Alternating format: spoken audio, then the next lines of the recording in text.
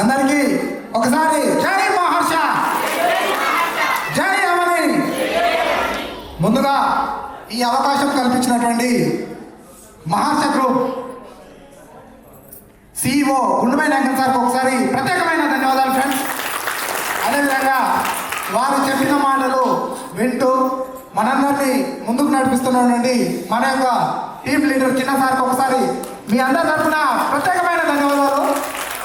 మీరు క్లాస్ కొడితేనే నేను మాట్లాడతా, లేకపోతే మాటలు పని చేస్తా. మీతో కూడా మాట్లాడియా. Okay, thank you.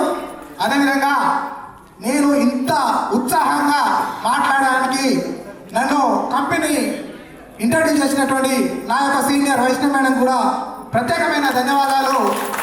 అదేవిధంగా నేను చెప్పింది వింటూ నాతో పాటు ప్రయాణిస్తున్నటువంటి నా జూనియర్ సురేష్ సార్కి కూడా, అదేవిధంగా సీనియర్ ఇన్స్పెక్టర్ మేడం వాళ్ళకందరికీ కూడా ప్రత్యేకమైన ధన్యవాదాలు. ఈరోజు జస్ట్ ఒక అందరికీ 2 నిమిషాలు ఇచ్చిన, నేను ఒక 5 నిమిషాలు మాట్లాడతాను. ఎందుకంటే నేను అందరితో మాట్లాడిస్తున్నా కదా, అందుకే ఎక్కువ టైం తీసుకుందామని.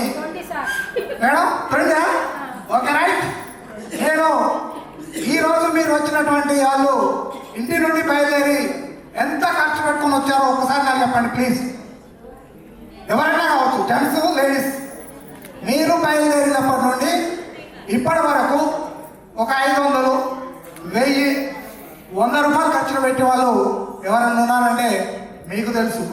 బస్సు ఎక్కిన నుండి బస్సు దిగే వరకు మమ్మల్ని తిట్టడం వాళ్ళు ఎవరైనా ఉన్నారని చెప్పండి.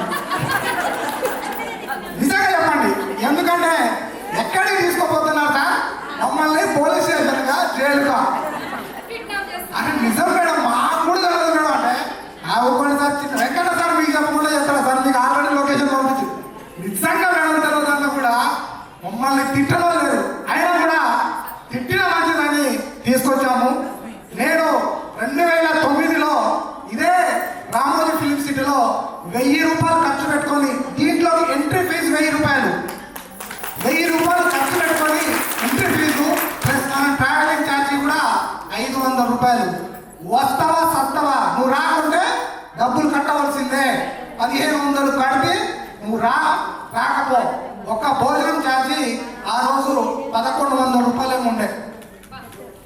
మళ్ళీ ఈరోజు ఇంతవరకు నిజంగా చెప్తున్నా, మాట్లాడుతున్నా, నా చేతిలో మైక్ ఉంది, మహర్ష కంపెనీలో పనిచేస్తా. నేను ఇంట్లోకి వచ్చేంత వరకు కూడా ఫ్రీగా వస్తున్నా, ఇందులోకి వస్తున్నా నిజంగా తెలవదండి నాకు.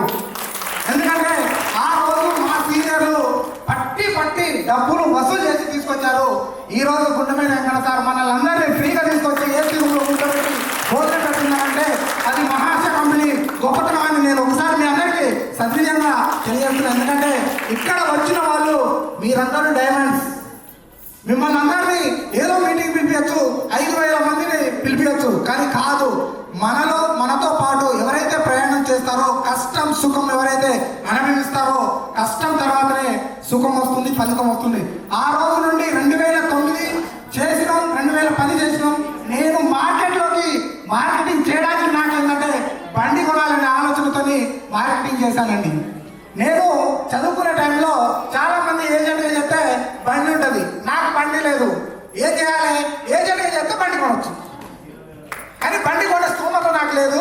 కానీ బండి కొనాలి. ఎట్లా? నేను ఏదో ఒక కంపెనీలో ఏజెంట్గా చెప్తే బండి వస్తుంది. ఏజెంట్ అనేది తిరిగితే బండి కావాలి, కంపల్సరీ కావాలనే ఆలోచనతోనే వచ్చినటువంటి వ్యక్తి ఈరోజు సార్ పెట్టిన ప్రతి సంవత్సరం కారుని నవ్వుకుంటూ, వారు ఇచ్చే సలహాలు పాటిస్తూ, మా సీనియర్లు ఇచ్చే సలహాలు పాటిస్తూ, మా జూనియర్లకు సలహాలు ఇచ్చుకుంటూ ఈ రోజు వరకు 11 సంవత్సరాలు 12 సంవత్సరాలుగా మహర్ష కంపెనీలో నమ్ముకొని ప్రతి సంవత్సరం కారు ఉన్నాయి. ఈరోజు సొంత కారులో తిరుగుతున్నానంటే మామూలు విషయం కాదు. చాలా మంది చాలా రోజుల నుండి నాతో ప్రయాణం చేస్తున్నారు, అందరికీ తెలుసు. ఎందుకంటే ఇక్కడ వచ్చి చెప్పడం కాదు, మీరు అనుభవించిన వాళ్ళు కూడా చాలా మంది ఉన్నారు.